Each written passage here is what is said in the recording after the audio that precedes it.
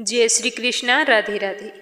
आज मैं आपको इस वीडियो में बताऊंगी कि गणगौर पूजा कब से शुरू है और हमें पूजा कैसे करनी है।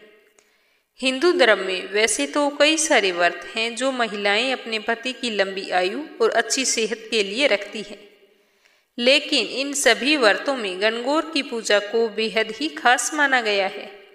ये व्रत शादीशुदा ही नहीं बल्कि कुंवारी कन्याएं भी अच्छे वर की कामना से करती है। इसीलिए इस दिन महिलाएं भगवान शिव और देवी पार्वती की विधिवत पूजा करती है। जो महिलाएं गणगौर का व्रत रखती हैं उन्हें अपने जीवन में एक बार गणगौर के व्रत का उद्यापन अवश्य करना होता है। गणगौर व्रत का उद्यापन ससुराल में किया जाता है। तो चलिए जानते हैं कि गणगौर पूजा कब से शुरू होगी। धार्मिक पंचांग के अनुसार फाल्गुन मास की पूर्णिमा यानी कि होलिका दहन के साथ ही इस पर्व का आरंभ हो जाता है, जो पूजा 16 या 17 दिनों तक चलती है। चैत्र माह के शुक्ल पक्ष की तृतीया तिथि को गणगौर, जिसे हम गौर के नाम से भी जानते हैं, उस दिन इस पर्व का समापन हो जाता है। अब की बार 2023 में 8 मार्च से गणगौर पूजा शुरू होगी और इसका समापन 24 मार्च को होगा।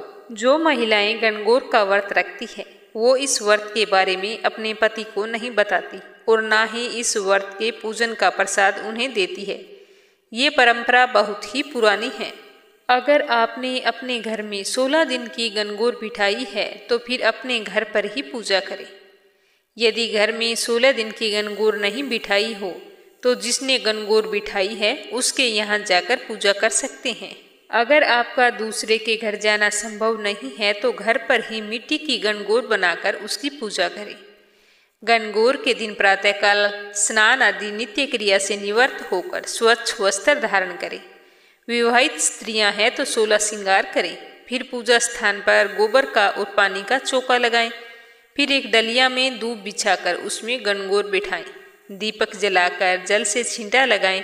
16 रोली के टिक्के, गणगौर के हाथ में मेहंदी, आंखों में काजल और सुहाग का सामान चढ़ाएं। बाद में गणगौर की कहानी कहें या फिर सुने। उसके बाद गणगौर की आरती करनी चाहिए। आप जब तक चाहें गणगौर की पूजा और व्रत कर सकते हैं, लेकिन आपको अपने जीवन में एक बार गणगौर का उद्यापन अवश्य करना होता है। उद्यापन करने के बाद में गणगौर का व्रत नहीं किया जाता। गणगौर व्रत का उद्यापन करने से पहले सूर्य लोटा व्रत का उद्यापन करना जरूरी होता है। उसी के बाद में गणगौर के व्रत का उद्यापन आप कर सकते हैं। गणगौर व्रत का उद्यापन शादी के पहले साल में नहीं कर सकते। अगर आप प्रेग्नेंट हैं तो भी आप गणगौर का उद्यापन नहीं कर सकते। इसीलिए इस बातों का खास तौर से ध्यान रखें। चलिए अब मैं आपको बता देती हूँ कि गणगौर उद्यापन के लिए हमें कौन कौन सी सामग्री चाहिए। गणगौर का उद्यापन करने के लिए 16 सामान की सुहाग की पिटारी बनानी चाहिए। ये सारे सामान 16 होने चाहिए, जैसे मेहंदी, कांच, कंगा, सिंदूर, बिंदी, काजल, चूड़ी, बिछिया, रुमाल, नाक की लौंग। इस तरह से 15 सामान ले लें। सारे सामान 15 होने चाहिए और 16वीं होती है टोकरी, 16 टोकरी ले लें। अब सारी टोकरियों में जो सामान मैंने आपको बताया है वो एक एक करके रख लें। इस तरह से वो 16 पिटारी बन जाएगी। प्रत्येक टोकरी में 15 सामान होने चाहिए और टोकरी समेत सामान की संख्या 16 हो जाएगी। रुपये अपनी श्रद्धा के अनुसार 10 से लेकर 100 रुपये तक आप रख सकते हैं। गणगौर उद्यापन के लिए 16 महिलाओं को निमंत्रण देना होता है। इसमें आपको ध्यान रखना है कि जिन आप औरतों को आप आमंत्रित कर रही हैं तो उनके गणगौर का उद्यापन किया हुआ नहीं होना चाहिए और वो प्रेग्नेंट भी नहीं होनी चाहिए और ना ही उनका पीरियड टाइम चल रहा हो।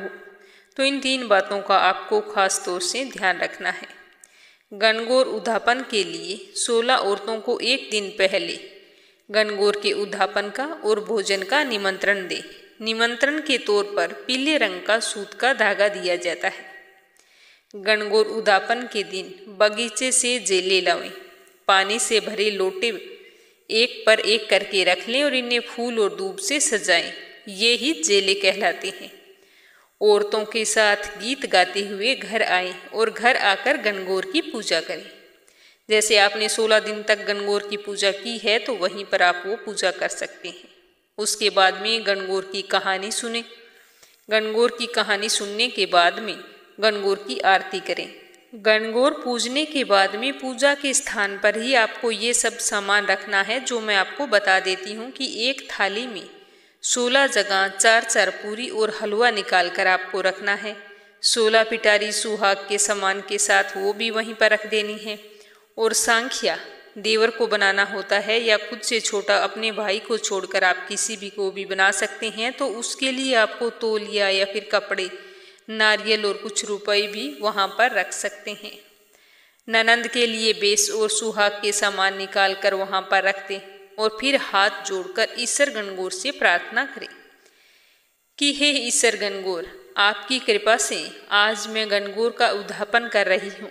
मेरा सुहाग, परिवार, घर में सुख समृद्धि और कृपा दृष्टि बनाए रखना। इसके बाद में महिलाओं को खाना खिलाएं। 16 जो आपने औरतों को आमंत्रित किया है, उनको खाना खिलाते समय पहले थाली वाली 4-4 पूरी और हलवा परोसें। बाद में आपने जो भी बनाया है वो उसे परोस दें। देवर या जेठुते को भी खाना खिलाएं। खाना खिलाने के बाद सभी औरतों को सुहाग की पिटारी दे दें। 16 औरतों के साथ में एक लड़के को आमंत्रित किया जाता है, जिसे सांख्या कहते हैं, तो वो सांख्या उद्यापन का साक्षी होता है। देवर या घर का कोई भी लड़का, जैसे भांजा हो, भतीजा हो, आपसे उम्र में छोटा होना चाहिए। सगे भाई के अलावा आप किसी को भी सांख्या बना सकते हैं। तो सांख्या को कपड़े, तौलिया, नारियल व रुपए देकर उसके कान में कहना चाहिए कि मेरे गणगौर के उद्यापन की हामी भरना। मैंने गणगौर का उद्यापन किया है, मान लेना। इस तरह से गणगौर का उद्यापन संपन्न होता है। तो चलिए अब सुनते हैं गणगौर व्रत की कहानी। धार्मिक कथा के अनुसार एक समय भगवान शिव, देवी पार्वती और नारद जी को साथ लेकर धरती पर भ्रमण के लिए आए। भ्रमण करते हुए तीनों एक गांव में पहुंच गए। उस दिन चैत्र मास की शुक्ल पक्ष की तृतीया तिथि थी। गांव के लोगों को जब भगवान शंकर और देवी पार्वती के आने की सूचना मिली, तो जो धनवान घर की स्त्रियां थीं, वो विभिन्न प्रकार के रुचिकर पकवान बनाने में लग गई। इसी कारण से उन स्त्रियों को वहां पहुंचने में देर हो गई। और दूसरी ओर जो निर्धन घर की महिलाएं थीं, जैसे थी वो वैसे ही भगवान शिव और देवी पार्वती के आने का उन्हें पता चला, तो वो जैसे बैठी थी वैसे ही थाल में हल्दी, चावल और अक्षत जल लेकर वहां पर आ गई। सभी ने भगवान शिव और देवी पार्वती की पूजा की और उन सारी महिलाओं ने अपार श्रद्धा भक्ति से उनकी पूजा की। तो देवी माँ पार्वती उन पर प्रसन्न हो गई और उन्होंने आशीर्वाद स्वरूप उन महिलाओं पर सुहाग रूपी हल्दी छिड़क दी। देवी पार्वती का आशीर्वाद पाकर वो सारी महिलाएं देवी पार्वती का गुणगान करते हुए बहुत ही खुशी खुशी अपने घर चली गई। उसके बाद में जो राजगृहने की महिलाएं थी, वो 16 श्रृंगार करके स्वर्ण पात्रों में 56 भोग लेकर भगवान शंकर और देवी पार्वती के समक्ष आई। तब भगवान शिव ने शंका व्यक्त करते हुए कहा कि देवी पार्वती, आपने समस्त सुहाग प्रसाद तो साधारण स्त्रियों को दे दिया है, अब इन महिलाओं को आप क्या दोगे? तो देवी पार्वती ने भगवान शिव से कहा कि प्रभु, यह आप मुझ पर छोड़ दें। फिर देवी पार्वती ने अपनी अंगुली चीरकर उन्हें रक्त से सुहाग रस देने का निर्णय लिया, जिससे वो उनके समान सौभाग्यशाली बन जाती है।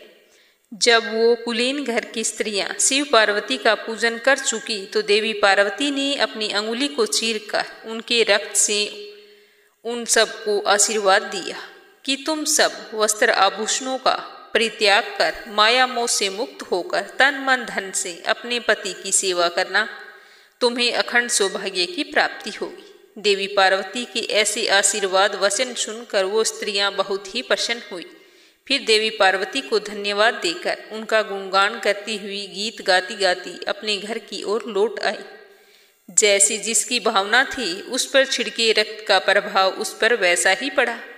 जिन्होंने अपना सिर्फ वैभव दिखाने का प्रयास किया, उसको कोई फल नहीं मिला, परंतु जिसने सच्चे हृदय से देवी पार्वती और भगवान शिव के लिए सारी तैयारियां की थी, उन्हें वैसा ही सौभाग्य प्राप्त हुआ और वो पतिव्रता हो गई। इसके पश्चात देवी पार्वती ने शिव जी की आज्ञा से नदी में जाकर स्नान किया।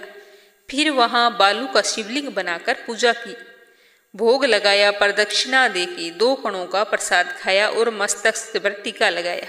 देवी पार्वती की भक्ति देखकर उस पार्थिव लिंग से भगवान शिव जी प्रकट हुए और उन्होंने देवी पार्वती को वरदान दिया कि आज के दिन जो भी स्त्री मेरा पूजन और तुम्हारा व्रत करेगी उसके पति दीर्घायु होंगे, उन्हें मृत्यु के उपरांत मोक्ष की प्राप्ति होगी। ऐसा वरदान देकर भगवान शिव अंतर्ध्यान हो गए। उसके बाद में पार्वती जी नदी तट से चलकर उसी स्थान पर पहुंची जहां महादेव और नारद को वहां छोड़कर गई थी। तो भगवान शिव तो अंतर्यामी हैं, उन्हें तो सब कुछ पता था। फिर भी देवी पार्वती वहां पहुंची तो भगवान शिव ने देवी पार्वती से देरी से आने का कारण पूछा।